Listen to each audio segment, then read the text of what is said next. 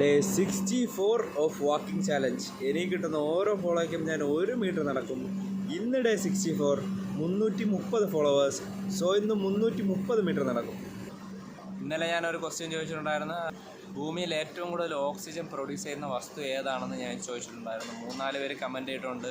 അന്ന comment ചെയ്തിട്ടുണ്ട്, Muneer comment ചെയ്തിട്ടുണ്ട്, പിന്നെ യൂട്യൂബിൽ എനിക്കൊരു കമൻറ്റ് വന്നിട്ടുണ്ടായിരുന്നു. കൂടുതൽ എല്ലാവരും പ്ലാന്റ്സ് ആണ് പറഞ്ഞിരിക്കുന്നത്. പ്ലാന്റ്സ് വളരെ ശരിയാണ്, പക്ഷേ കടലിനടിയിലുള്ള പ്ലാന്റ്സ് ആണ്.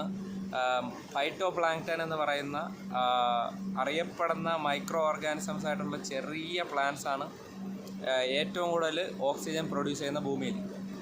അതായത് നമ്മൾ ശ്വസിക്കുന്ന വായുവിൽ 50% ആ ചെറിയ പ്ലാന്റ്സ് ആണ് പ്രൊഡ്യൂസ് ചെയ്യുന്നത്.